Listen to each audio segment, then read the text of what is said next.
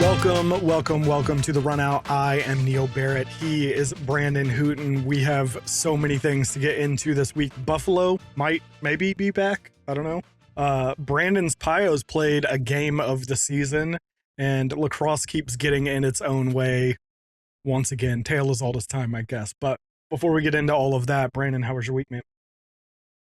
It was good. Didn't get to watch too much lacrosse, unfortunately, but watched enough. Went to some new card shops. That was fun.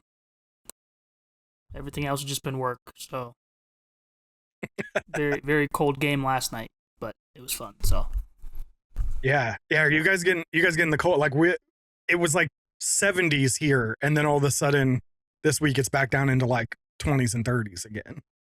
No, it was supposed to be cold. Like it snowed lightly over the night.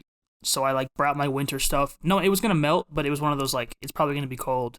Then throughout the day it was 70, and I was like, okay, maybe I overdid it, and now I'm going to be hot.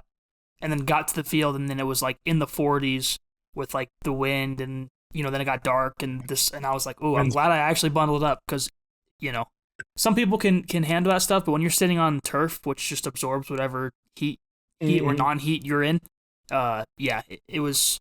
Thankfully, I've done this once or twice, and I know that you have to overdo it, because you can always take layers off, but you can't, if you don't have it with you, you can't add on. So it wasn't bad overall, but yeah, definitely a little bit cold. Yeah. No, yesterday was 3/16 day, so I wore my Stone Cold shirt for the show. Did you smash beers over your head? I didn't. I don't drink beer. That's like the one wrestling reference I know, and you don't even do it. I don't do it. No, that's not me. But yeah. And then we were talking a little bit before the show. Today is St. Patrick's Day, which you said is not much of a thing where you are. Here it's huge. Had no idea until I moved up here. But yeah, it's a huge deal, and people take off work and just go to bars all day, every day.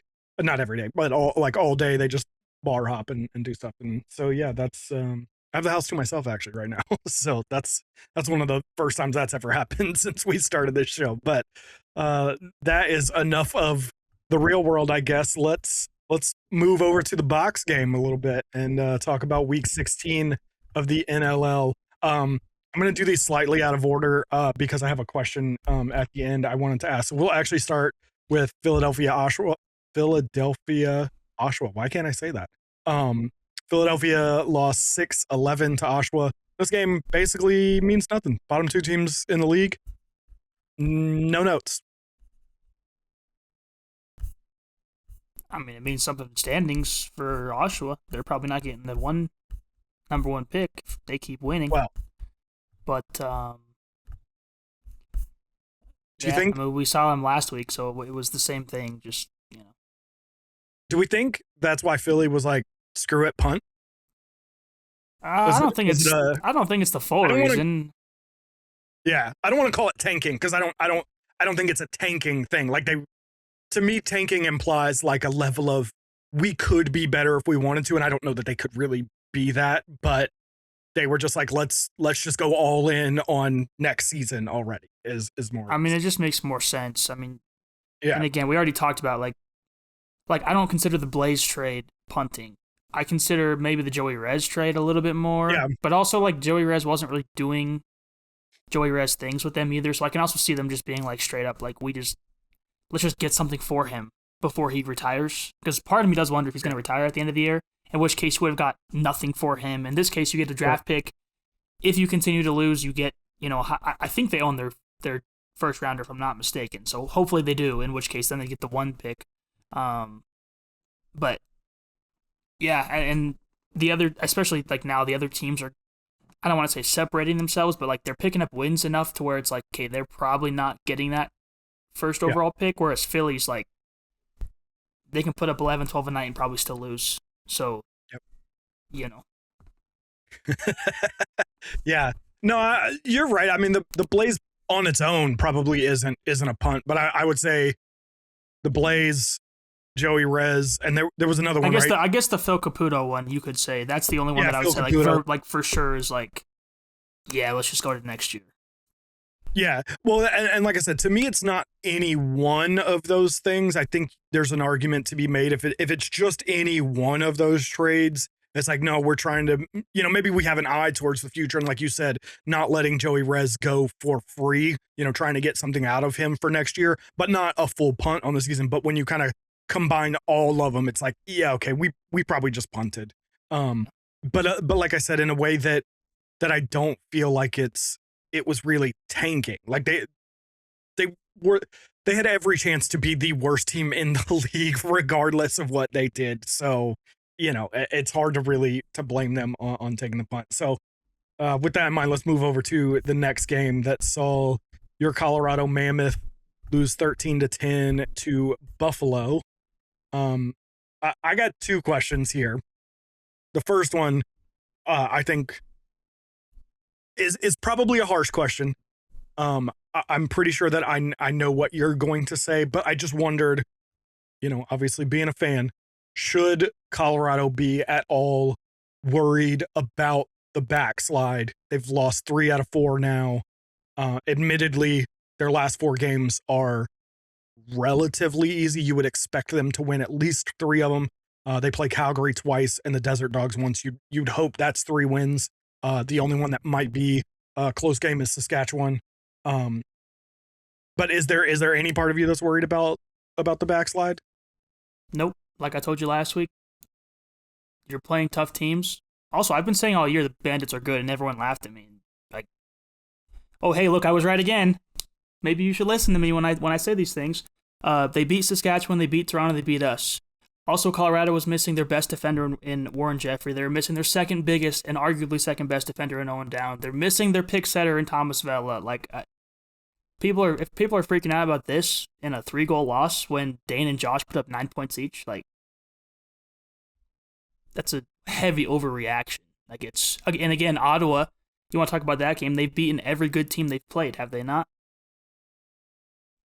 So it's like that's a team that plays up to their competition and plays down to their competition. In that game, they were also missing Owen Down and Thomas Vela. So it's like, if we're freaking out about losses when they've already won 9 of their last, 14 at this point, that's not good.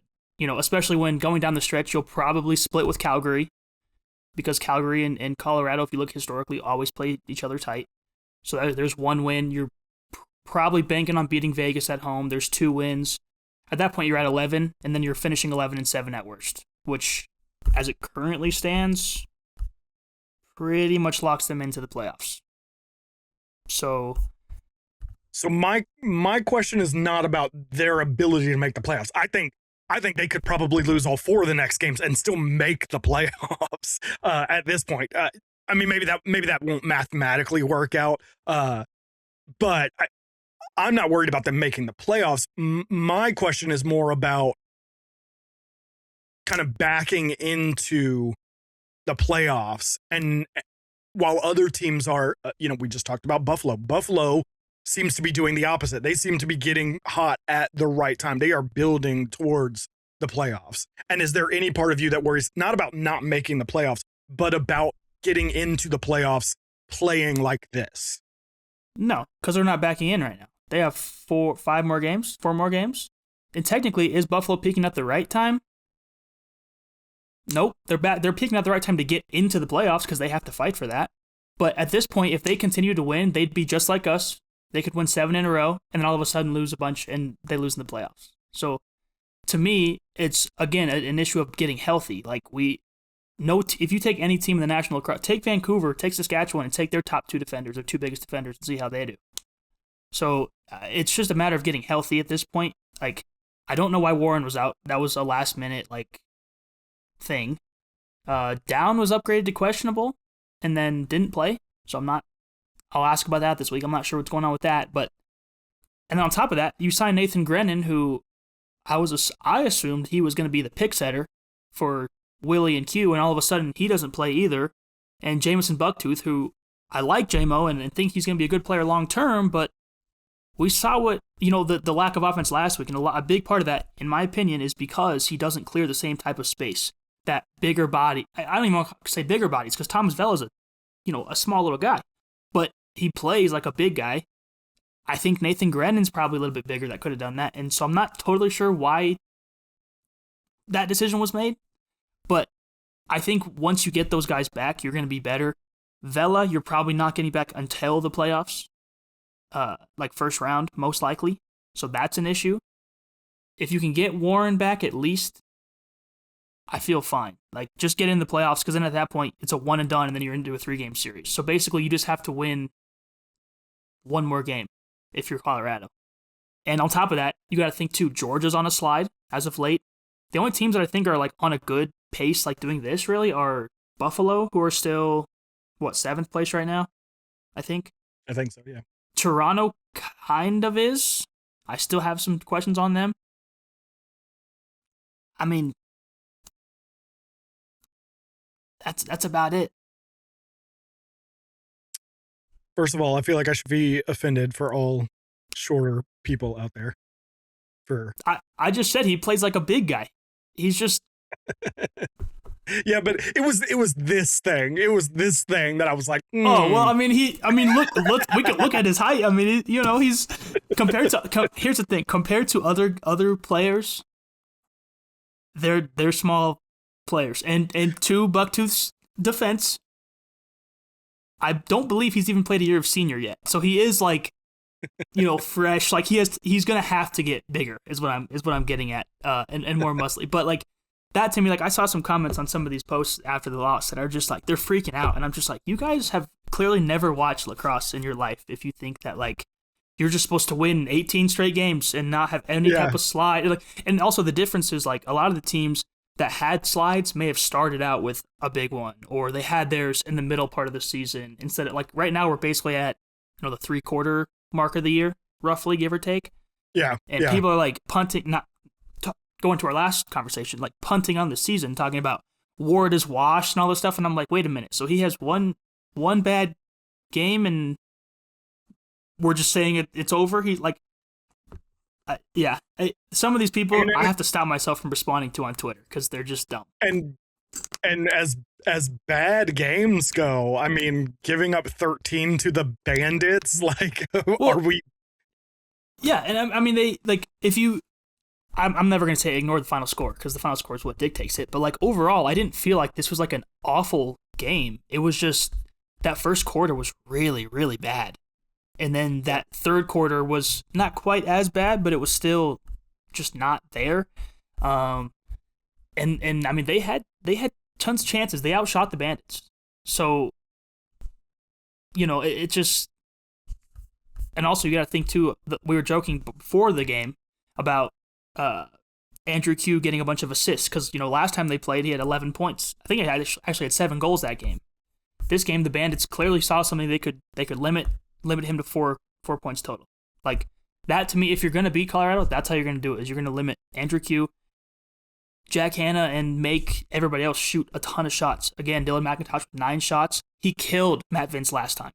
This time, 1 goal. Like, so, all that to say, I'm not worried about them, quote, backing into the playoffs, because I still think they're going to end up with, realistically, at least 11 wins. I would say probably 12.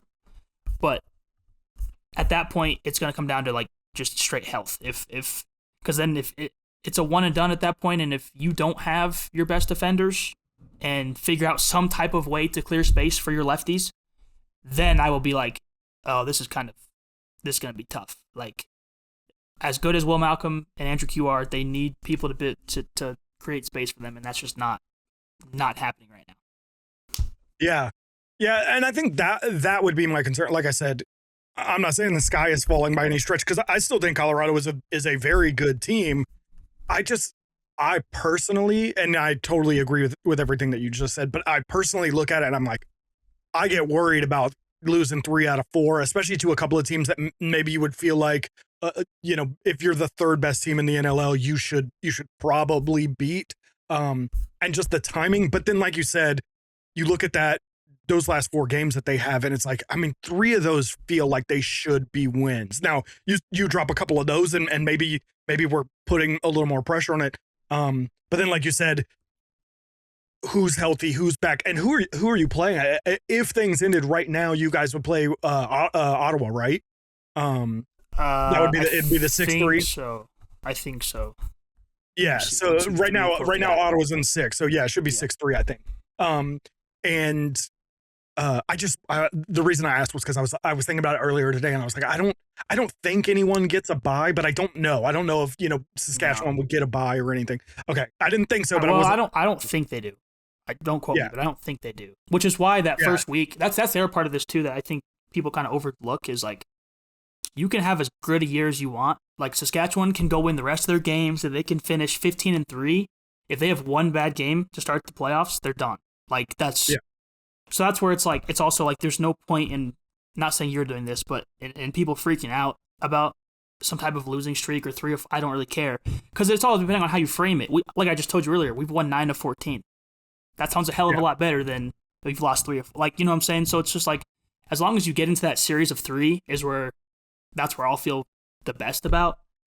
Yeah. On top of that, and this is wild to say because I feel like this season's been going on for like years at this point, but we still have quite a few games left where all the standings could. I mean, we literally saw the Mammoth lose that game, drop to 4th. The next night, Georgia loses. We go back to 3rd. Like that's what's going to continue to happen the rest of the way, which could play out to your benefit if you're Colorado. Maybe you do end up playing Ottawa and you're like, hey, we saw some things on film the last time we played them that offensively we can fix, and now we know what to do. And like you said, defensively that game we played very, very well. Until the 4th quarter. 10 goals allowed. Like, to me, you should win that game 99 times out of 100. So, but then the question comes up of, does Buffalo do enough to make the playoffs, but where they can't really pass anybody else because everyone else performs as well? San Diego, I think, is still also a very, they're not surging, I guess, is not the right word. But for lack of a better term, like, I still think they're probably a pretty hefty team to play. If you get to that point, we just saw no shade to Brett Dobson. We just saw him have an awful game. How does that shake out? So it's like, to me, get to that 3-game series, no matter who you are, and figure it out from there. That's a good transition, I think, to the next question about this game was, is this a trade deadline bump for Buffalo, or is Buffalo legitimately a team that should worry the rest of the NLL for lack of a better I don't think it was a trade deadline bump. I don't think any other guys they added really did anything insane. I think they had insane games from guys like Mitch Snew, who blocked 3 shots if I'm not mistaken and was dominant. I felt like, maybe Joey, I don't know, did Joey Rez score in this one? I don't feel like I really saw much of it. Like, don't get me wrong, too, like, they were missing Ian McKay as well, which is a massive loss. I'm not trying to say we were the only ones injured. But Joey had two assists. Yeah, so I don't think it was a massive trade deadline thing. I think it's just that, as I've been saying for the majority of the year, that like once they put it together after missing out on guys like Chase and Klutch and all them, like, they'll be very good. I mean, Dylan Robinson, who I think is one of their better young defenders, didn't even play in this game. And they were still great. Also, I think when you're getting Dane and Josh playing the way they, like, on that level, they're very hard to beat no matter who they're playing. Like, I would like to see this Bandits team that just played this game play the Rush now. And I know they just beat them, but, like, I'm talking about in a playoff environment. Like, I'd be very tempted to pick Buffalo in that situation, because this team, when you're having those guys go up for 9 and you're like, hey, Tehoka, just go get 3. Just, go get a couple here. Like, hey, Kyle Buchanan, you don't even have to score. Just get a couple of assists. Like, but as opposed to early in the season, we saw them kind of asking those guys to be, like, for lack of a better term, like a number 2. Well, because Josh and Dane, I don't feel like we're playing at their normal levels. So I've always felt that they were a good team, which is why I'm, like, not surprised that they're winning now, because it's just taking some time. Also, I haven't looked at Matt Vince's stats the last couple of games. Seems like he's kind of finding his rhythm, which, again, when did we play them? In February? Late January, maybe? Put up 20 goals on them? Like, to me, I know where he's playing at home this time or whatever. We can make excuses, but, like, to hold the team that put up 20 on you to 10 is huge. And I mean, he did similar things against Saskatchewan and Toronto. And so I think ultimately, I think Joey Rez will, he'll have one or two, I think, quote unquote, big games for them as like their big trade deadline acquisition goes. But I think more than anything, it's just going to be like, go get a couple each night, let Josh and Dane do their thing. And then once Ian comes back, good luck, because now you got 3 guys that can go off for 5+ points simultaneously, which is kind of scary to think about. Yeah. Just to clarify, I agree with what you said. When I say trade deadline bump, it's kind of like we talked about with soccer with the whole Manchester United thing and the idea of like a new manager bump. Yeah. And how like they come in and they have maybe some different ideas and they move guys into different positions and it gets them, they win a few games on in a row, but then teams get the new stuff on tape and everything and stuff. And so that was kind of more of the question. I think you answered it. Like, I'm not trying to correct you or anything. I just wanted to say like, maybe there's a scenario where, having guys like Joey Rez on the floor and stuff, provides some different looks that teams aren't used to seeing, gets Josh and Dane a few extra shots in new positions or something that they hit. But then, in a few games when other teams, better teams have, tape on it or whatever, Colorado has tape on it the next time they play or whatever, it doesn't work as well. And so that's more what I meant by that than was Joey Rez the difference maker in this game. I don't think anyone would suggest that. Maybe. Hey, if he doesn't get those couple of assists, it's only a 1-goal game. That's all I'm saying. I mean, maybe. Joey Rez is saved. Also, it's probably just easier, maybe not easier, but it's better that they already played once, so they have literal tape about that involves themselves. I think sometimes it's hard when you play a team one time and you're like, okay, we have tape, but we don't know how we necessarily match up, and all of a sudden you're making adjustments on the fly, whereas like this team already saw them once and was like, oh, hey, we really weren't good. So we have to just be... And also, if you look at some of Colorado's goals, like, there was the one that hit off Vince's shoulder, I think it was, and, like, bounced straight up or something, and then just fell behind him. Like, that's one of those, like, fluke goals where it was like, I feel like the first matchup between them, every single thing went Colorado's way. They were scoring great goals. They were scoring those weird goals that shouldn't probably go in, whereas this time, Vince was stopping everything that was supposed to go in. And then the ones that were just, like, weird like that were what ended up, going in, which is why I think I'm going to keep saying, outside of that 1 week when I was down on them, because I did say they needed to make a move, and then they waited like 2 weeks and then made their moves. Yeah. And since then they've won. I'm just saying, this is a confusing team, but they're still, they're back-to-back-to-back 3-time defending champions, so... The entire NLL is confusing. Like, I feel literally every time I think I know this team is good or this team is bad, it's exactly the opposite within 2 weeks. Yeah, so don't bring up Rochester for that. We'll talk about Rochester later. And I know it was a joke. I know that we were joking about Joey Rez, but we, in this much defense of that, we have talked for weeks about how, like, Dana and Josh need some help. They need to be in better positions and stuff. And so it's not inconceivable, the idea that Joey Rez could have again, put those two guys in better positions. Even when he doesn't have the ball, maybe he's drawing the attention of a defender that helps Tahoka, that helps Dane down the, whatever. So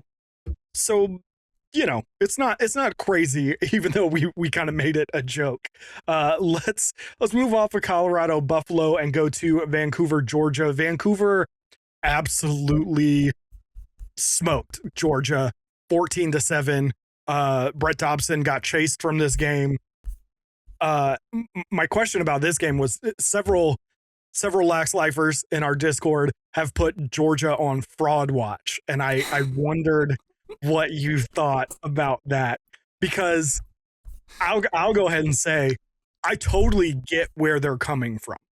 Like, I understand the idea of a fraud watch for them, but I also feel like it's insanely harsh, because are they very good?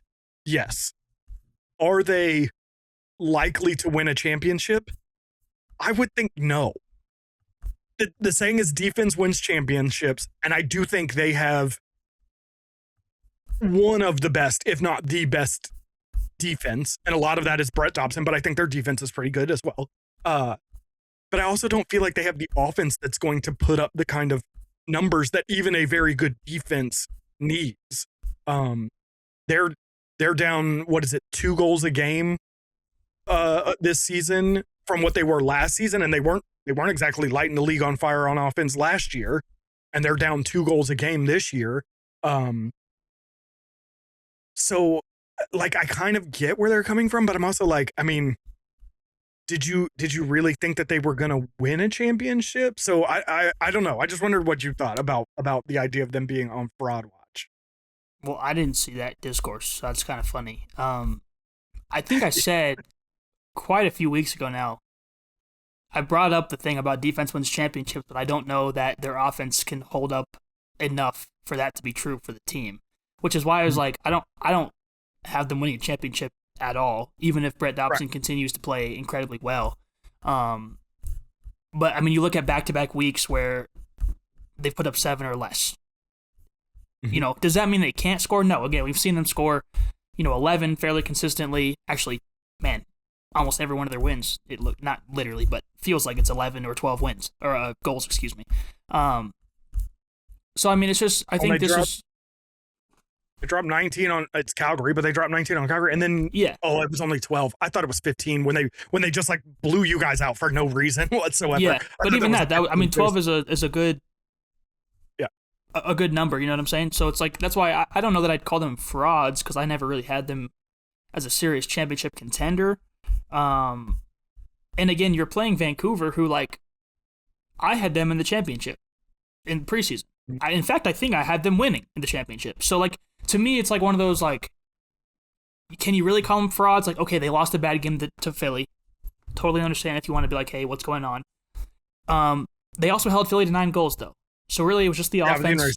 They also beat them the week before in Philly. Like, to me, this is a similar situation to Colorado, where they just hit this rough patch, and it's like, it is what it is. Like, you can't freak out about it, because if you do, you get away from everything that got you to this point. Like, sure, they had some easy games against Calgary. They had the easy game against us early in the year. But, like, do we think Vegas is an awful team? I mean, they beat them. They beat the Rock, who maybe they weren't today's Toronto Rock, but they're not a bad team by any means. I mean, they held Saskatchewan to 7 goals before I think any of us even knew Georgia was going to be as good as they are. So, yeah, again, like you said, I can understand why people are like, hey, maybe they are frauds, but I also never had them in the top 3. These teams can go win a championship. And that's why I made the comment weeks ago about, yes, their defense can get them to the playoffs, but I don't think their defense can win enough games in the playoffs for that to really even matter. Yeah. There's a level of offense. I don't think you have to have the best offense in the league to win a championship. I think your defense can carry you to a championship, but that offense has to put up a certain amount of offense consistently. In order to be, I don't know that I could say what the magic number is, but I mean, it looks like it's 11. They get to 11. They're what like 7-1 in games where they've scored 11 goals, something like that. It looks like it, because the only loss was against Buffalo that first week. Yeah, in week 1. So yeah, like if they can get to 11, but the problem is that this year they're averaging, what is it? It's like it's exactly, it's 9.8 goals a game. So they have to be more than a goal better offensively than they have been over the course of this whole season in order to hit that number. And when they don't, we said they're something like 7-1 when they hit 11 goals. They're what, 5-1 or 1-5 when they don't, or whatever the math turns out to be. Like, all of their losses are them not scoring 11 goals. So, well, I guess Buffalo is a loss where they scored exactly 11 goals. But it's like, that there's clearly a number that they need to hit, and they're just not hitting it consistently against those upper level teams. But like you said, this was Vancouver, and I took this game a lot like the opposite of that Colorado game at the beginning of the season of like, this was just a bad game. Brett Dobson looked rough. I'm not banking on Brett Dobson doing that very often. I mean, it's the first time he's done it. Outside of Buffalo week 1, it's literally the first time that he's had a game that you're like, oh, that was a bad one. Like, if it's going to take him, if he has 2 bad games out of 13, great. Like, I think if we had to sign a contract today and was like, hey, you can have this goalie, but he's going to have 2 bad games every 13, I'd be like, deal. Sign me up right now. He's still, even with this game, is still under 8 goals against average. Yeah. Still, like you said, if I'm getting a guy who in 13 games is going to be under 8 goals a game and twice is going to give up more than whatever it is, 11 goals or whatever, sign him up tomorrow. And when you look at the rest of their schedule, they got Halifax, Ottawa, San Diego, and then they finish up with Rochester in back-to-back weeks. Those are all very winnable games. They could win the next 5 easily. We just talked about, fly into the playoffs, and then it may not even matter, because then they may end up dropping that first game and that's it. Yeah. But I mean, if they even just to get to, they're already 8 wins into the season. I think so. Just win 2 of those last 5, and you got to feel like you have a chance with the defense they have. Now, the offense does have to find something. I'm not saying they can just, hope that Brett Dobson just stops every ball he sees, because they have to score in return. But, like, do I think that if they played Vancouver in a playoff series, they're going to lose every game 14-7? Probably not. Like, Vancouver is they're a very good team, full of veterans too. Like, that's the other piece of this. It's not like some of the teams on their schedule, let's just be honest, they're playing a lot of young guys who don't have a ton of experience. Teams that maybe they have the experience but not all together. Like Vancouver, a lot of these guys played together in Calgary for quite a while. Several, at least a couple of them are Hall of Famers or future Hall of Famers. You're playing arguably the best goalie in the league, second best with Dauber maybe. Like, so that's why it's like it is funny to hear that they were talking about fraud watch off of this week. Like, if anything, that should have come last week when they lost to Philly. But to be this much fair to our friends in the Lax Lifers Club, some of it may have been a joke. Okay, all of it well, that's may fair. have been That's a joke. And and I will say too, as a fan, I overreact in the moment because that's part of being a fan to me. It's fun to be like, oh my goodness, the world's fun. You know what I'm saying? But then after the fact, like, being like, no, this is not. I mean, if you follow my tweets, you'll see like half the time I'm melting down, and then at the end I'm like, oh, it was all right. It was fine. It was fine. Yeah. And then like you were saying, I think any serious comment of fraud watch requires a level of expectation that they were going to be something that they aren't. And like you said, I just don't think that anybody thinks that they're legitimately a championship caliber team. They are a very good team. They are a playoff team. That's about it. That's about all you can really say about them.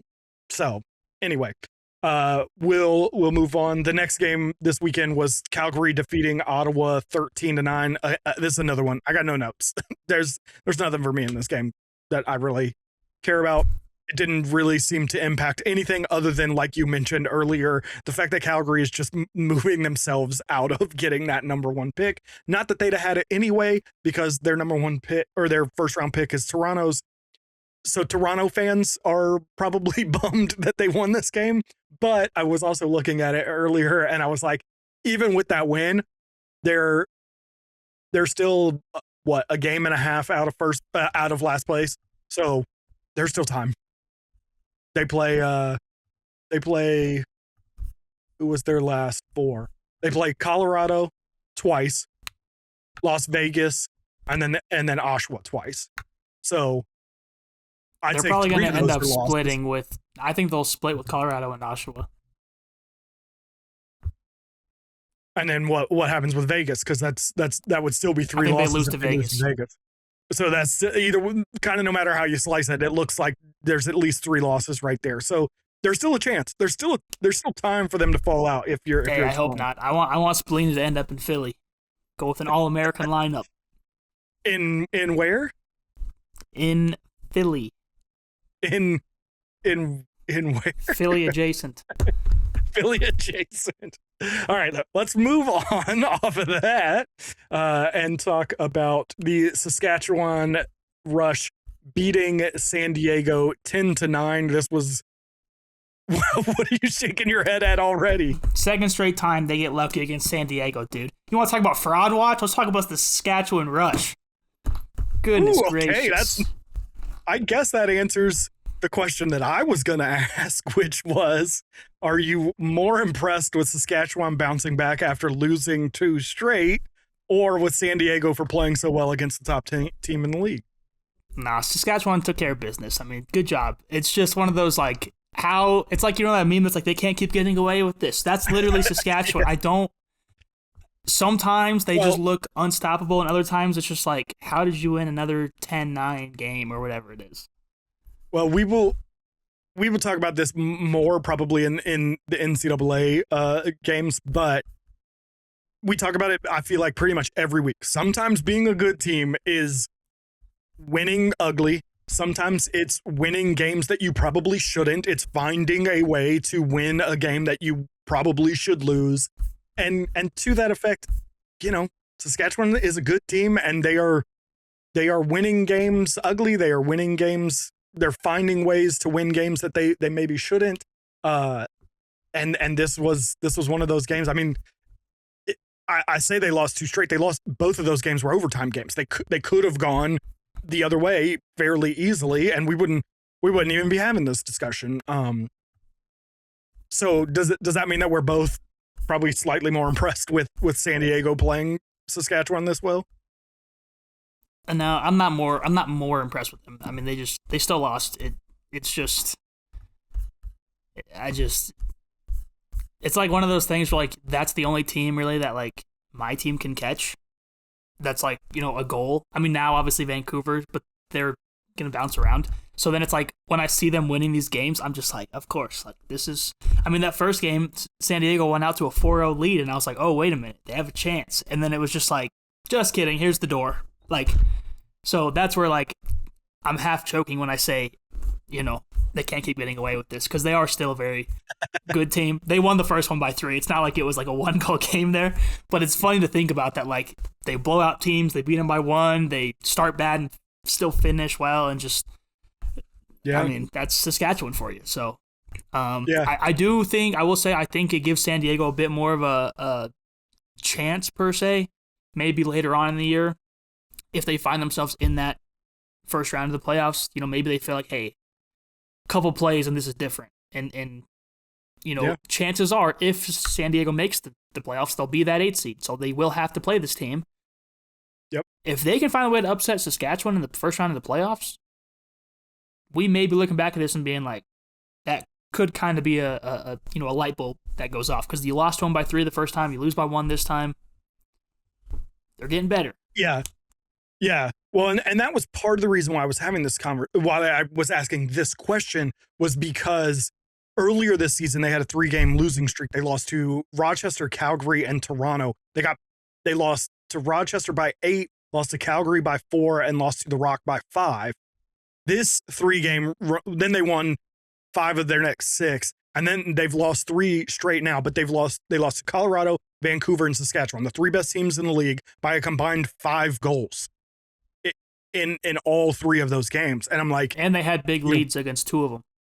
Yeah, and we do, which is another thing we gotta figure that out, why we're getting these big leads and losing them.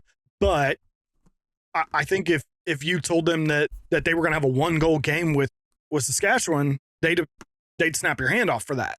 So, and really, it was just that one bad quarter in this game, that third quarter. Yeah, every other quarter, I felt like it was pretty close, and I mean, Right. After the first quarter, it's 3-3. You got to feel pretty good, and then you outscore them 3-1. You're going into half with a two goal lead. You're like, wait a minute, So something obviously has to, they have to stay locked in for that third quarter.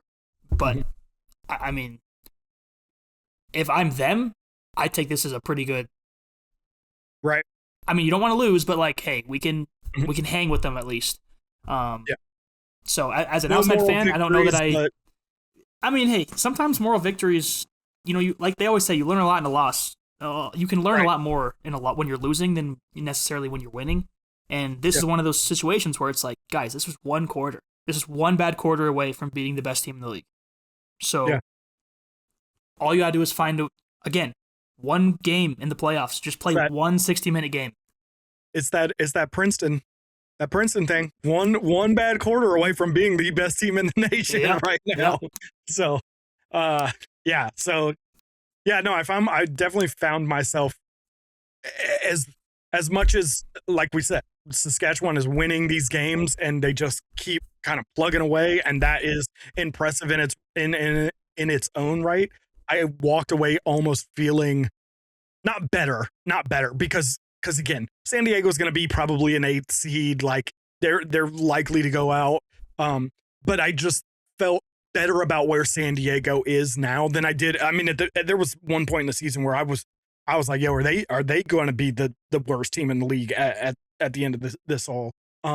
So it's just been interesting to see how far they've come, and I like a lot of the pieces they have, and I'm like, man, obviously, again, this year it looks like they're going to be a 7-8 seed, maybe somewhere in there, and we'll probably have a relatively early exit from the playoffs.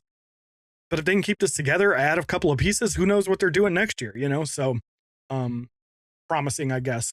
And then the last 2 games, I have one question about that we'll kind of talk about these all together. The first one was Toronto beating Halifax 14-13, and then the last game of the weekend was Las Vegas beating Rochester 17-10. And my question here was, Vegas, Rochester, and Halifax are all currently sitting 9th, 10th, and 11th, respectively, but are all within a single game of 8th place San Diego. Will any of these 3 make the playoffs? Not can they. I think we'd all say that they have rosters that are capable of. So not can they, will they? I think right now I'd probably take those top 8 to go. Vegas is a little too shaky from game to game defensively. Rochester's too shaky offensively. I'm still pretty much all the way out on Halifax. They're just, that's all I gotta say about them. So I don't know. I also just think I like San Diego's offense paired with their defense better, to where they're going to get good games from the offense, they're going to get good games from the defense. It's just going to be how many of those line up, whereas these other teams, I feel like it's one or the other pretty much every single week. And that's, especially like the Desert Dogs just started their backup this week and had arguably their best game of the year. So that to me is like iffy on like, is Kel's going to start, or does he get benched the rest of the way? I don't know. So I'm just going to take the top 8 right now with Buffalo and San Diego kind of rounding it out. But like you said, there's a chance. I mean, those 3 teams definitely, like, could Halifax make it? Yes. And then I'd be like, wow, how good rally from them. Like we talked about early in the season, they could probably do. But I don't see it right now. Yeah. Yeah. No, Vegas, I think, is the one. Halifax just feels so inconsistent to me. And you want to talk about a backslide? I feel like Rochester's just plummeted. Vegas is the one where I'm like, I don't know. I could maybe see it. Especially because San Diego has Buffalo, Toronto, Georgia, and then their last 2 games of the season are against Las Vegas. And then Las Vegas has Rochester, Calgary, Philadelphia, Colorado, and then the Seals twice. If I'm looking at those 2 schedules, I feel like Vegas has the more the easier schedule, I guess. They have a schedule that looks like it has more wins in it for them. I guess it would be the way to phrase that. So like, but then the question is like, can they do it? Will they do it? I don't know. You know what? For the sake of it, you said none of them will. I'll say Vegas will. For the sake of it. I'm not sure that I'm totally convicted in that, but just so we have a talking point down the line. I do think they have a favorable schedule. And the fact that they would play the current 8th place team in back-to-back weeks at the end, I mean, that could be what decides that eighth seed right there. So I'll take Vegas. That's fine. Let's look ahead to this coming weekend. We have Saskatchewan playing Toronto, Halifax playing Georgia, Ottawa playing Vancouver, Vegas playing Rochester, Calgary playing Colorado, and Buffalo playing San Diego. You were looking at this as we were getting ready to start, and you said that these were, again, at least on paper, better games than what we had this past weekend. So what's standing out to you here? Well, I just think there's better matchups standings wise that could affect more. Like Buffalo, San Diego's a massive one because that's an opportunity for Buffalo to distance themselves from San Diego. And then that brings in the last conversation into effect of like, well, shoot, now San Diego's right up there because one of Vegas or Rochester is going to win this week. So those two games alone could have massive implications, not just now, but potentially later on in the year. Ottawa, Vancouver is interesting to me because I think Ottawa, like I talked about earlier, is definitely that Jekyll and Hyde team that plays up to their opponents and plays down to their opponents. And, you know, you're playing Vancouver, like, does Higgy lock in and all of a sudden now they're beating two of the top 3 teams in 2 weeks, 3 weeks, whatever it is? That's fun. Georgia, Halifax, I think Halifax still poses a really good matchup for Georgia. And the way that Georgia played last week, they're going to want to come out and play better. And especially like even their standing situation right now is getting a little bit dicey just because Toronto is creeping up, which brings us to the first game of the weekend, which they're playing Saskatchewan, which Toronto beating Saskatchewan would both help and hurt Georgia, Colorado, and Vancouver because it drops Saskatchewan a game, but then it also bumps Toronto a game. So it's like, just I think the rest of the way, obviously, these games are going to mean a lot more. But this week in specific, I think you'll see a lot of movement. Not necessarily from like teams going out of the playoffs in or out, but just with teams that are already in are going to be moving around quite a bit, which is pretty exciting to me. Yeah. Well, and I mean, like you said, I don't think you really talked about it, but even Colorado Calgary could have implications if Calgary plays Colorado the way that they kind of traditionally have, which they may not, but they might. Again, it's kind of been one of those good games traditionally, and if Calgary pulls something off there, you know, obviously that's gonna send everything into kind of a crazy little tailspin. You know, imagine Colorado loses and Toronto wins. Like that whole top half is just going to be a complete mess. So you'd essentially need Halifax to lose or to win in that situation too to drop Georgia again. And you need Ottawa to win. But even then, if Ottawa wins, that bumps them. Like that's, I thought last year was confusing with like the 6 through 8 seeds. Now this year it's like the top 5. I think 6 are all kind of like, maybe we won't include Saskatchewan. So 2 through 5 I think are really just right there that are going to flip flop until the end of the season. And well, and then I think you have like 7 through 11 that are all like really bunched up and any of them could move. Like you said, I feel better about the people that are kind of already up there. But the teams that are behind them are not so far behind or so bad that they couldn't go on and make a move. So lots of, like you said, lots of games all weekend that are going to have huge implications. Why can't I say implications? That's the third time I've stumbled over it for no reason. Huge implications for the NLL playoff standings. But let's move over to the field game, talk some NCAA. So I feel like there was so much that happened this weekend. Very little of it good. Um, I guess we'll start with Duke. I don't even want to start with Duke, but we'll start with Duke. They beat Providence 21-5, excuse me, not 25. 21-5, another whooping of a, middle tier team, not necessarily a bottom feeder, but not a very good team. Play some real competition, huh? Good. This no, honestly, part of the really the only reason I wanted to talk about this game was because of the discussion about their strength of schedule, and it's just so funny to me about the way that we talk. If your argument is that Duke hasn't played anyone, fine, cool, I agree with you. They haven't really played anyone. I think there's a few teams that by the end of the season will be top 20 teams that they play. I think Jacksonville is right outside of the top 20 right now. Utah is right outside of the top 20 right now. They're both receiving top 20 votes. They just haven't cracked the list. I think at least one of those teams ends up in the top 20 by the time the season is done. And then obviously they've got Denver and Cornell and St. Joseph's that will all be top 20 games, plus the ACC minus UVA, obviously. But what's so funny to me is the way that we talk about the difference between Duke and Ohio State on every metric of strength of schedule that I have seen on any website. Lax Reference has compiled a bunch of them.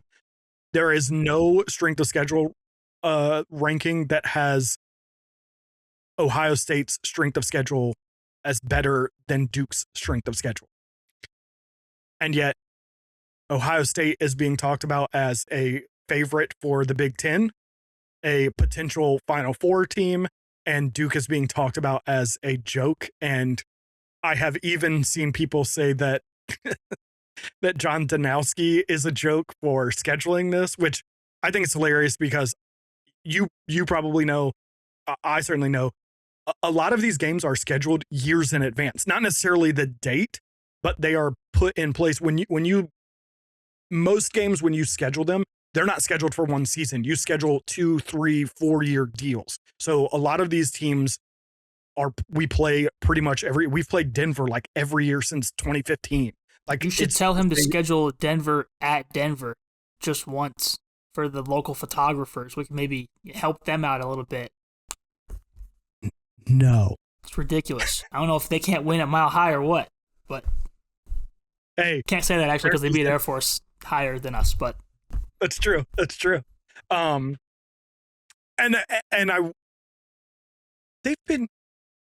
They've been to Denver. I know it hasn't been recent, like certainly not while you were there to photograph, but I'm trying to think when the last time they were at Denver was. But yeah, Denver's usually earlier in the season. Like it's usually like late February, and it is usually in Durham. Last year they played in Texas, didn't they? Is that where they played last year? I think they played a neutral site last year because I was mad because I was like, oh, maybe they'll play here. And then it was like, nope, they're away, but they're not actually away. They're just like a couple states over. Yeah. Well, and all of it starts to blur together. We were discussing, earlier at the beginning of the year when the snow was moving all those games and canceling games and stuff, and Duke played on their practice fields. And I think it was James Hogan tweeted out something like, oh, is this, he was legitimately asking, is this the first time that Duke's ever played there? And I was like, no, I remember I was like, oh, they just played there like two seasons ago. They played on those fields. And I went back and looked and I was like, oh no, that was like 7 years ago. And I was like, that feels like it was literally 2 years ago that they did that. So yeah, but back to this whole point, it's just so funny to me the way that we talk about strength of schedule and the way that it's so wildly inconsistent, because Richmond is the number 2 team in the country. Do we want to talk about what their strength of schedule is? Do we want to talk about that? It's not entirely their fault. Their conference is what their conference is. There's not a lot they can do about that. There's all this stuff. But once again, Duke's being treated like a joke. I've literally seen people asking for John Danowski to be fired over this schedule, which is completely asinine. But more to the point, Ohio State has a damn near identical record. It's just under, but it's damn near identical. They play like 4 of the same teams.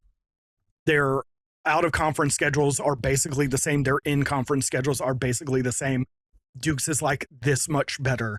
And we talk about Ohio State as being this, Final Four team, and Duke is a pariah and a joke. And it just, if you want to say Duke is bad because they've played bad teams, that's fine. As long as we're saying Ohio State is bad because they're playing bad teams. People want to talk about losses. Cool. Congrats on your good loss. Brandon. I like that I can see this video. I'm glad it's not the old school days of having to do a podcast without seeing people, because it's way funnier to hear to be able to see your reaction. Hey, I like me a good loss. Yeah, I've heard that about you. Yeah, you like a good loss. Well, we'll talk about your good loss. If you're gonna lose, listen, you gotta make it a good game. If you're gonna lose to somebody, I'm with you there. Yeah. But I just would prefer not to lose if it's an option. I mean, if I can choose, not too sure, but Yeah. No, I mean, obviously it's not it's not exactly a choice, but I just, and all of these things I think will come out in the wash because here's the thing. Duke is going to play teams. They're going to play Denver this week. They could lose to Denver. And obviously it will say a lot about who Duke is. They could also win this game and we won't learn a whole lot about what Duke is. Just like we have talked about Richmond this year. Beating Denver at around the 15th ranked team doesn't really tell us how good Duke is. It means they're, a top 20 team, but it doesn't really tell us how good they are. The good news is that, like I said, by the end of this season, they should have 4 or 5 out of conference games. They will have played top 20 teams. They'll play top 15 teams. They'll play top 10 teams. They will have played top 5 teams. We'll have a pretty good idea of where in that range they fall by the end of the season. So a lot of this I think is moot, but I just think it's funny. Like I was listening to MPLS, and obviously those are some Ohio State dudes, but they were riding so hard for Ohio State, discounting. They literally said they don't care about Duke playing Denver this week. Like if Duke wins this game, it won't matter. And I'm like, Ohio State also played Denver, didn't they? Did I make that up? Yeah, they won last week by 2. But it was 6-4. It wasn't like it was a high scoring game. Yeah. So listen, Ohio State gave up 11 goals to Bellarmine. No, sorry. They scored 11 goals. They gave up 8 goals. It was an 11-8 game to Bellarmine. Duke won that game. I believe it was 24-4. Something like that. Mid-20s to below 5. And it's like, what are we talking about here? Anyway, I'll get off of Duke for now. Oh, but just wait next week. Just wait. You can't say nothing to me. We just took the top team in the country to the very end, so I'm cool. The number 8 team in the country. Nah, they're better than number 8, but sure. No, I would agree with that. I don't think that they are the number 8 team in the country. I mean, also, I know how we dropped 5 spots after this. I've lost all faith in rankings. I don't get it. The rankings are a mess, and and this is part of my whole thing with Duke is like I don't understand why we're ranking. Really, it's probably not my thing with Duke because Duke's top 5, and again, even I say we don't know how good they are.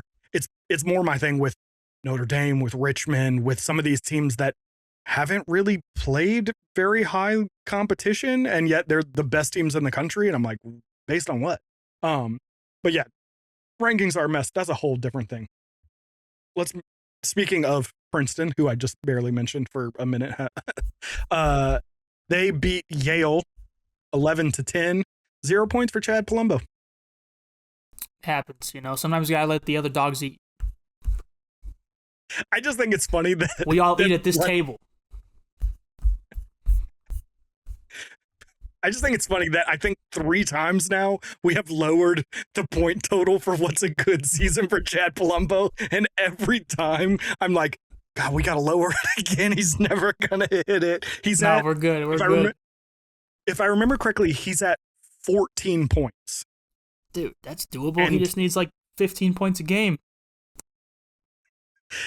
So I think if I calculated, well, you know what? I calculated before this game this weekend, he didn't add to his point total. So before this weekend, I think he was on pace for 48 points. And that was, again, assuming that he kept up with Yale, and he didn't. So he's probably on pace for, 45 points or so at this point. They do have some lighter games coming up where he could get a bunch of points in a game. He could have an 8-point game or something. Look, there's a team down in D2 or D3, I forget which one, that was putting up like 20-something goals a game. They had dudes that had like 58 points in 4 games. It's doable. It's not likely, but it's doable. Certainly doable. Certainly. As long as Princeton wins, so like we don't look like total fools. Because technically, I took Palumbo as just like an offhand pick. That's true. So I'm cool with it. True. Princeton's winning, so we have made Chad Palumbo the mascot. But you're right. It was originally a pick to not pick the favorite, to not pick. Yeah. Joey Spallina, kind of. But now it's just funny because I feel like he still should have more than 0 points against Penn State, but you know what? A win is a win. It wasn't pretty, but they got it done. So I feel like we jinxed him. You know what? We're gonna renounce our pick. We no longer have a pick. Chad, you're welcome. You should have 15 points this week. We're gonna put this to the test. Nate Kabiri is the new TRO guy. Yeah. Look, all of a sudden, he's going to hit his projection. Look at us. It's flipping. And then next week, we're going to flip it back. Yeah, that's right. Next week after Chad has like 8 points, we're going to be like, see, it worked. Yeah, it worked. Yeah. All right. The next game. I also just realized I said Penn State. I meant Yale. My apologies. But no, you're good. I knew what you meant. And I also thought maybe he did have 0. I don't know what he did again. Penn State was that game they lost in the first. So he may have. I don't know. I don't think he did much of anything because they still had him running out of the box at that point, and it wasn't until after that game they moved him down to attack. It's also funny to me that they moved him down to attack, and we're still like, maybe we gotta lower the point total again.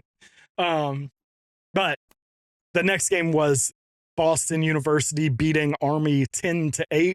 Army drops their second straight game, and it feels like now they basically have to win the Patriot League championship in order to make the NCAA tournament. They do play UNC this weekend, and I've seen some people say that if they win this game, they could get back into an at-large discussion, but I just can't see it. You want to talk about, quality wins there or quality losses. Their 2 losses are not great quality. So I say that, but then Lafayette will win the Patriot League or whatever. No, it'll turn into it. So Maryland and UVA played into one of the games of the weekend. Maryland beat UVA 13-12 in 3 overtimes. This was, a nothing burger game. These are, I think I called it, oh, no, that's later. Sorry. It was nothing. Neither of these teams are all that good. And the big story of this game is that Will Schaler went down in the first overtime. He did not return. There's been no official update, although Dan Arestia tweeted that it should be announced later this week in the next couple of days that he has torn an ACL and will be out for the remainder of the season. And the question is how much that is going to, not necessarily for you to answer, although feel free to if you have some ideas, was how much this is going to affect the PLL draft.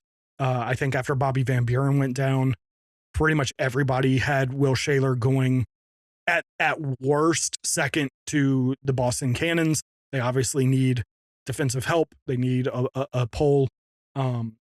There's a small chance that the Archers were looking at him with the number 1 pick. But at worst, he was going to be the 2nd pick. So this could really, really affect things in the draft. I don't even know, behind Will Schaler, I don't even know who like the next pole in this tournament the draft is supposed to be. I guess we could look up if we trust him. Adam Lamberti's big board.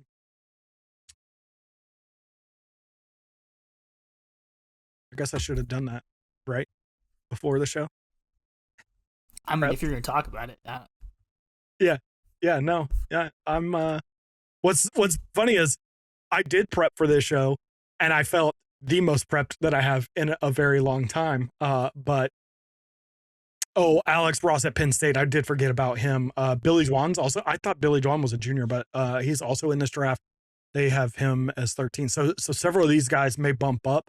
Hunter Smith at Richmond, Patrick Pisano at Yale, and Nico DePanio at Utah. Those are his, 6 that he's expecting to go in this draft. Nice. Get him on the phone with Pseudo. Who? Any of those guys. We need some defensive help. Hey, can we legally tamper yet? Like flies. At the rate they're dropping like flies, you ain't getting none of these dudes. Like Alex Ross, tape up, dude. Tape up, because 1 and 2 went down. Like, first of all, it feels crazy. How have the top 2 defenders in this draft gone down? And I feel for Will Schaler, because not that I ever want to see anyone get hurt. Not that it's ever a good thing, but if you're gonna get hurt before the season starts, like Bobby Van Buren, so that you can get the red shirt. Will Schaler's basically screwed at this point. Yeah. And it could, I would have to imagine, will affect his draft position. I can't imagine anyone's going to pick him number 2, because there's no way he's playing this summer. We've seen teams pick guys and sit on them, but they pick them in the 4th round.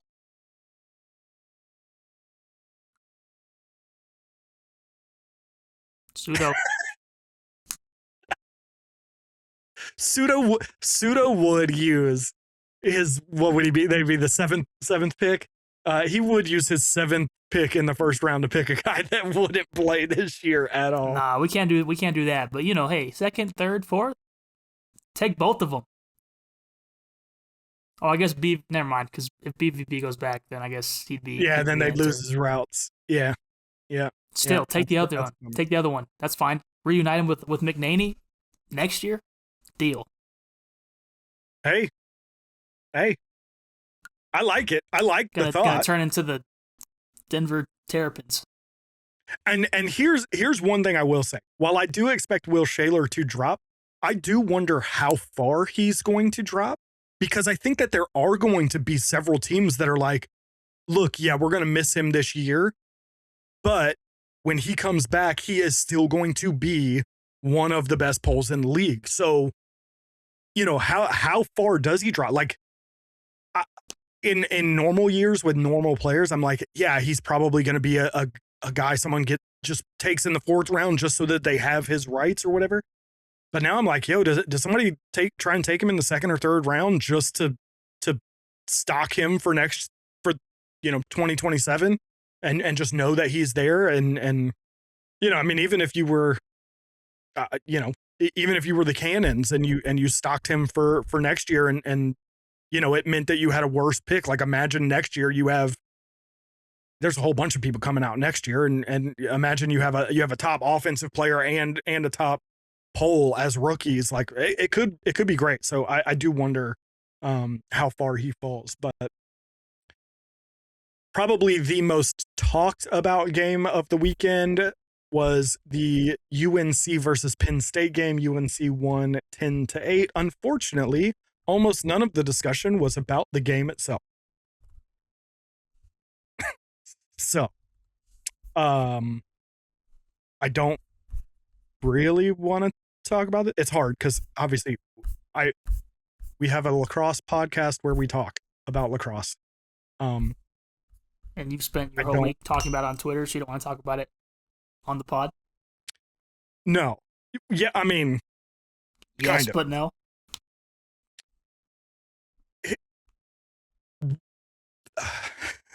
I'm trying to get my thoughts. My problem is the conversation about what happened has almost completely gone down one of two paths. Either one, it's someone who's like, I love Booker, he's the best, blah, blah, blah. I'm taking his side, and they just blindly have allegiance to him and don't care about anything. So that's one side. And then the other side is the exact opposite. Booker sucks. Corrigan Sports sucks. They're charging $16 for a game. They suck. And either way, none of it is about what actually happened. So yeah, I'm just kind of tired of talking about it because none of the official statements that we've gotten make any sense, and nobody wants to push back on it. Again, watched MLPS this week. Booker was on it.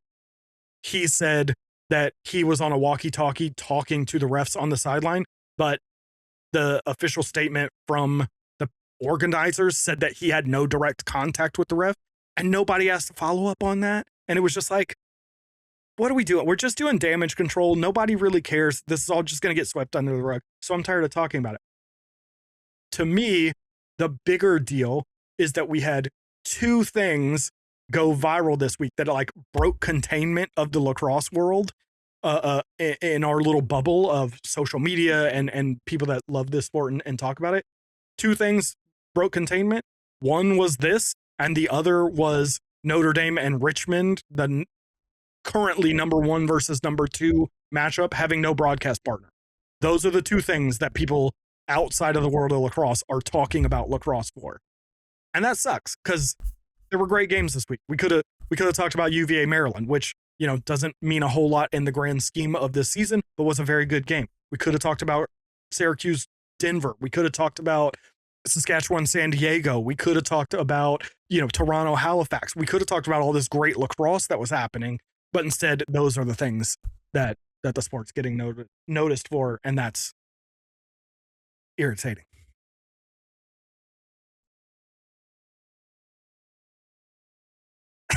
No notes. All right. Well, fine. Why don't you tell us about the Syracuse-Denver game? Syracuse won 13-12. You were there. What did you tell the group chat about the game? Oh, I said it was the most fun I've had watching a game through a viewfinder. Through a viewfinder. I love that caveat. Well, I mean, I can't, every college game, for the most part, it's through a viewfinder for me, so, you know. Yeah, I don't know. It was, obviously there's a lot of hype, because that's I don't want to say the first big game they played, because they played Cornell, I know Michigan's not particularly good, but that's a bigger school, stuff like that, but, you know, when you have the presumptuous number 1 pick in 2 leagues going up against you and a bunch of other good players, and your coach is a former Colorado Mammoth legend, Gary Gate, it's kind of a big deal. I thought they'd get blown out, just truthfully. I just kind of felt like Syracuse is just a much better team, and Denver's kind of been up and down, and, you know, they hold Ohio State to 6 goals, but then they only score 4 themselves, and they had that downfall with Cornell in the fourth quarter, like all these things, and I'm just like, this really shouldn't be a close game. And then at halftime, it was a 1-goal game, which was really, actually, after the first quarter, they had the lead, which was crazy to see. They actually contained Joey pretty well. Like, he only had 1 goal in this game, 1 assist. but they failed to do that with like everybody else. Luke Roa's, seeing him in person was super super fun. It looks like I didn't see them there, but a lot of the Colorado Mammoth players were there. Joe Spallina was there. Malik Sparrow was there, who went to DU years ago. A lot of people might remember that name. Eric Law was great. So like it was just a good atmosphere. I was gonna ask if he noticed you. I didn't see him, so he may have seen me from up top, but I did not come into contact with him. But yeah, from the sound bites I heard from him, he was great, and I've heard him do NLL stuff for a while now, so that's always good. But yeah, it's funny too because like every school, at least for games I've been to, their parents travel very well. Like Michigan had a lot of fans that came. Cornell, the 2 times I've been at Air Force this year, Duke sent a lot of people.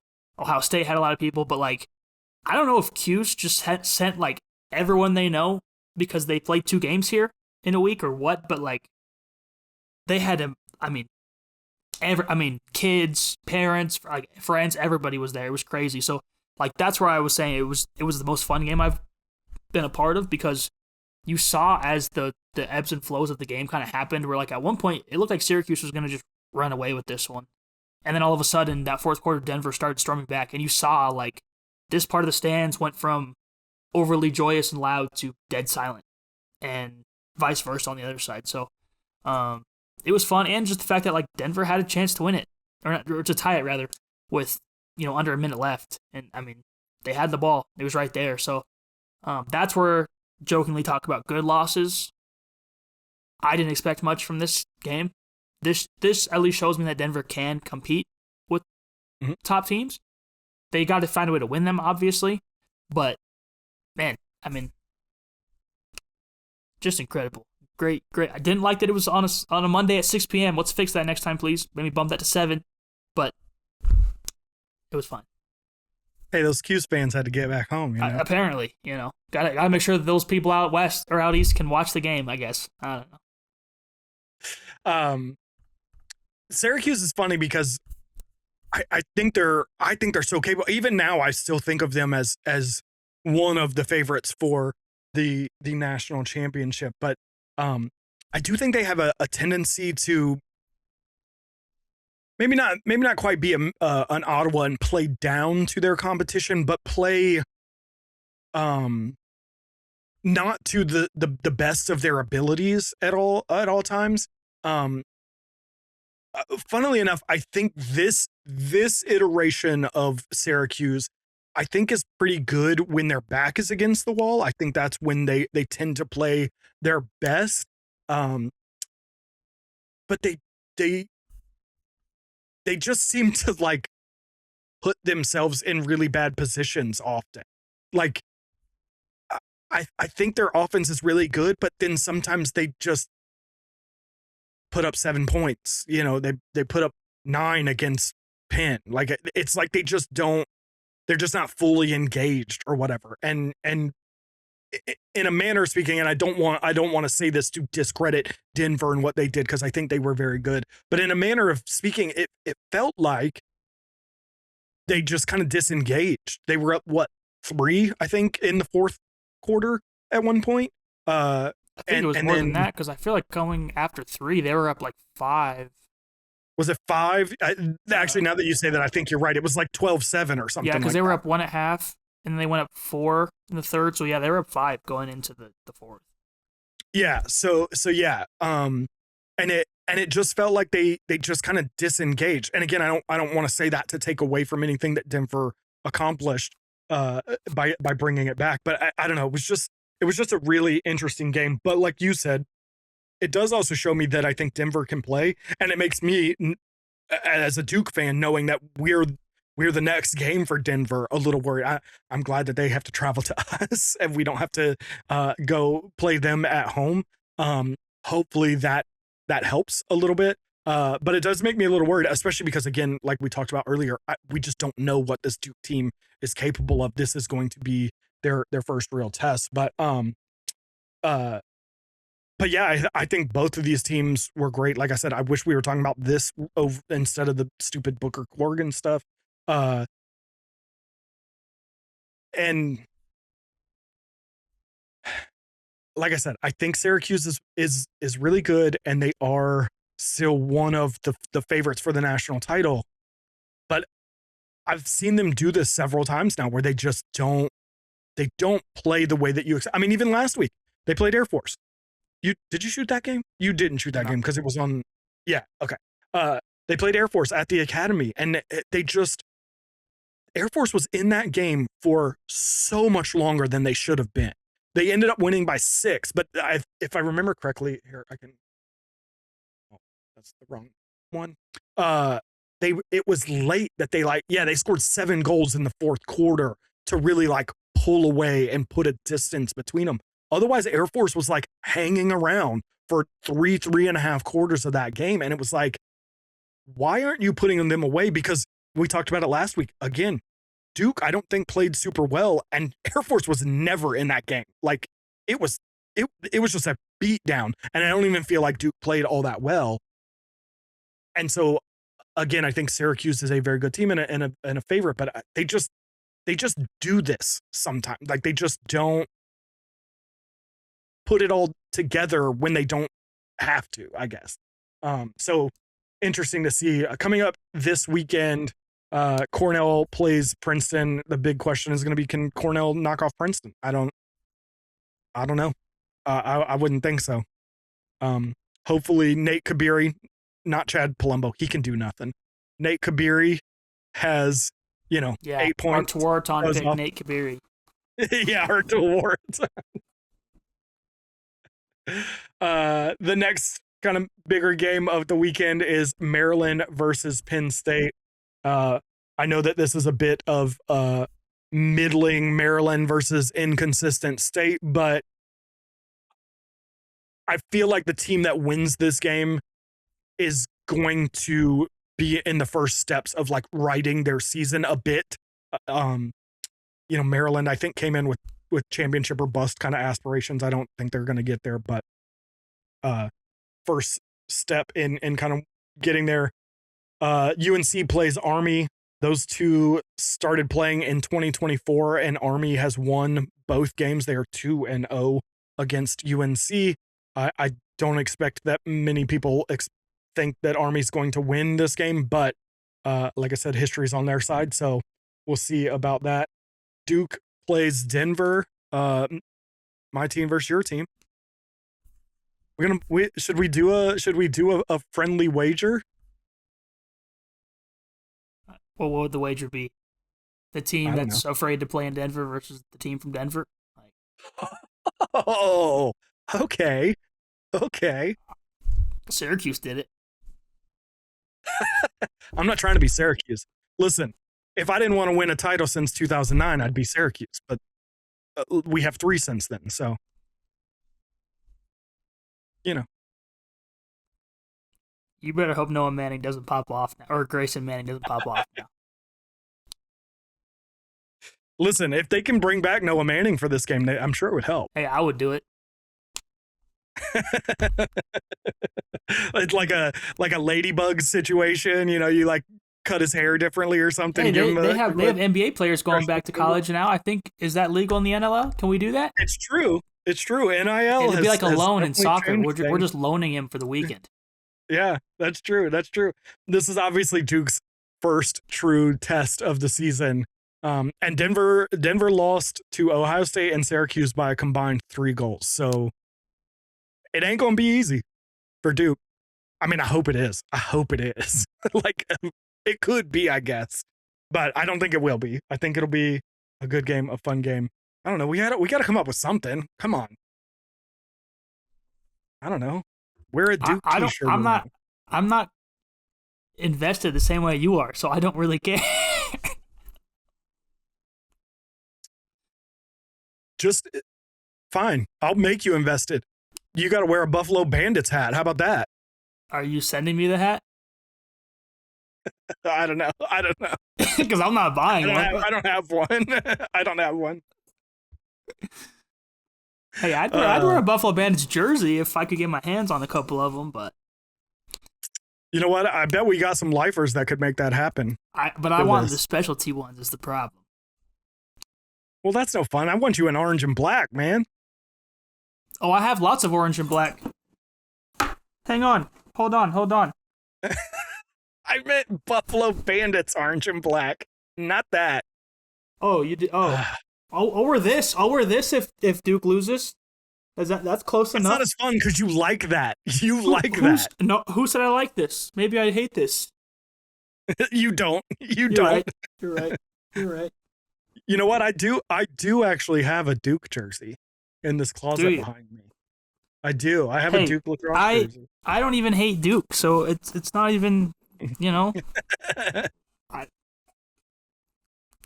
Yeah, you're killing the fun. Let the listeners have some fun, Brandon. Oh, they can come up with something that's not insane. I'm not doing anything crazy now. I was getting ready to say, the second that you open it up to the listeners, it's gonna be like, get a tattoo. Have you ever seen those? You ever seen those like those posts that's like, we'll do whatever the top comment says, and the top comment is like, enlist in the military. It's like, wait, what? Hold on. What? It's always something insane. Yeah, insane. Like I was like, we could just like do something fun that's funny, not like. Yeah, hey guys, let's do something fun. The top comment is like, start an OnlyFans. Like, right? I'm like, no, this is not. No, this is not. No, we're not doing that.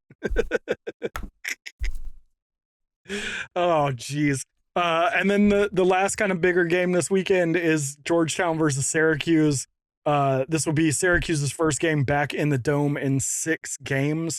They are 4-2 in that stretch, and I've seen so many people that were like, "Hey, that's great. They're 4-2 in that stretch," and I'm like, this is not hate.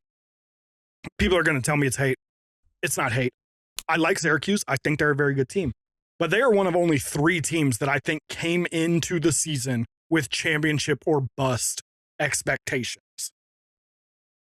I think coming into the season, it was Syracuse, Maryland, and Princeton. Those were the 3 teams that came into the season thinking we need to win a championship, or anything short of winning a championship is a failure of a season. Obviously, Maryland has had to recalibrate, because I don't think that's their expectation anymore. But I still think Cuse and Princeton have that expectation on them. And I think when you have that expectation on you, 6-2 ain't great, because the 2 losses were to the only top 10 teams they play. So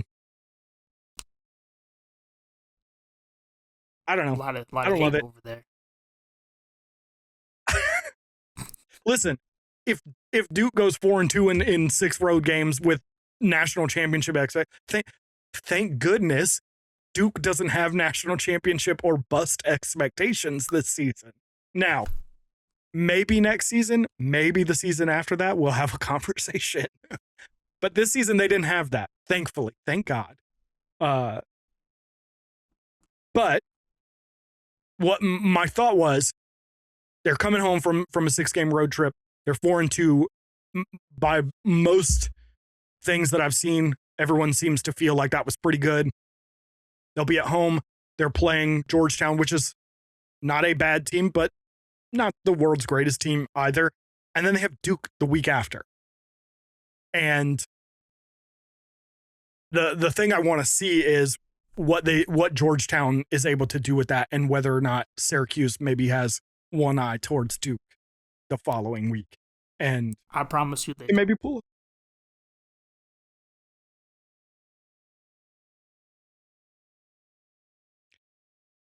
I mean, you guys, you had a nice game against Air Force. Yeah. Listen, here's the thing about Duke and Syracuse. It's not even about how good Duke is. I think both of those teams. You talked about Calgary and Colorado earlier. I think Duke and Syracuse is one of those games where it doesn't matter who's good, it doesn't matter who's bad. Even when Syracuse was in like their worst of the worst seasons, they would, and we were national championship caliber year in and year out, they would still play us very well, and vice versa.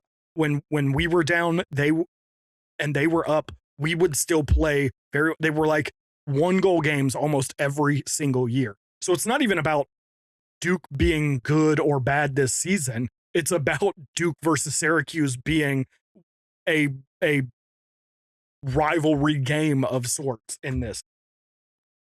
especially in the Dome. I hate playing them in the Dome. They always seem to like just beat us. It drives me freaking crazy. When we had Michael Sowers and Brennan O'Neill and everyone, and we did have championship or bust expectations, and they beat us in the Dome by 1 in overtime. I think it was that year. It's like, and they were like 8-6 or something stupid. So, I wouldn't say it won't happen, Mister. We ain't worried about that team that doesn't play any competition.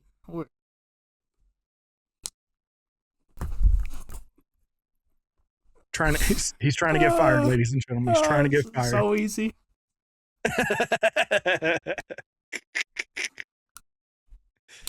And the great part is, if Denver loses, I'll just be like, well, they weren't that good anyway. Duke plays another game against a not good team. I'm so glad that you said that, because I was already thinking that about, like, it won't matter. Duke could blow Denver out this weekend, and the answer will be, well, Denver wasn't that good anyway. No matter, especially after they got dropped 5 spots for some reason. Right. It doesn't matter that Syracuse beat them by 1. It won't matter.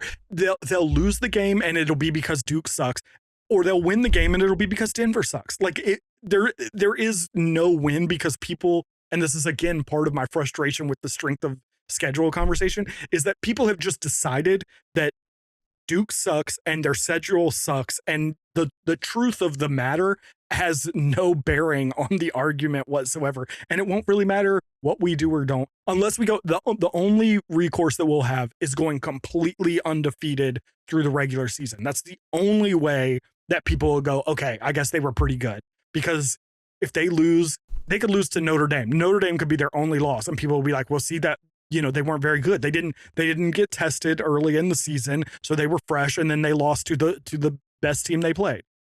I'll be like, great, cool. So yeah, no, I agree. It won't matter what they do against Denver.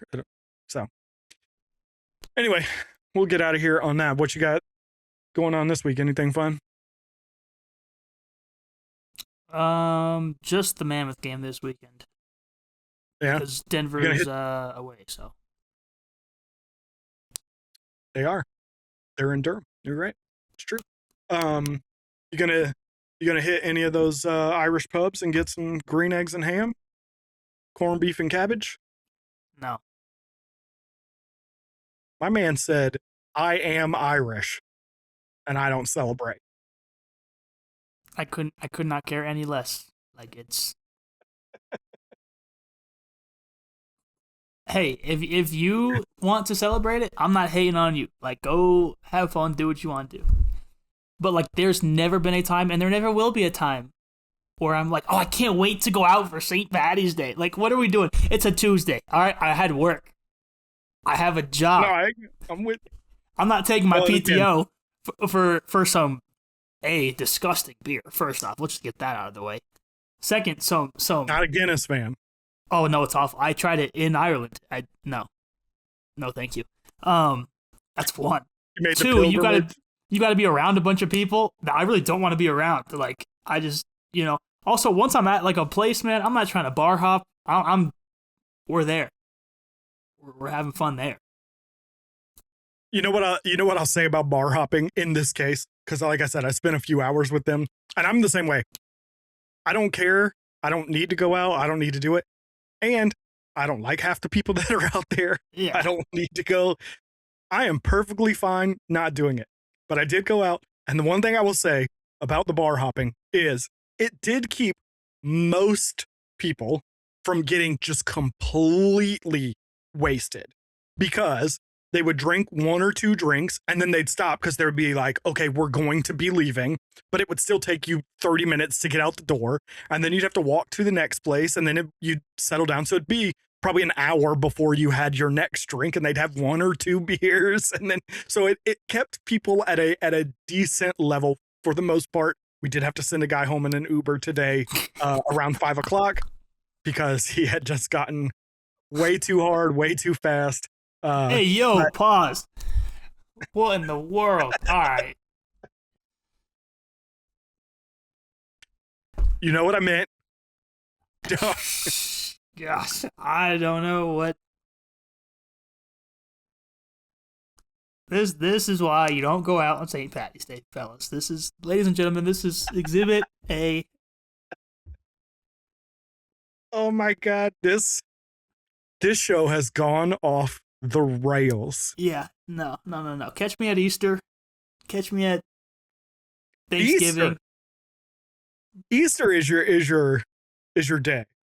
I mean, if we're picking holidays, like I just don't care about these smaller ones.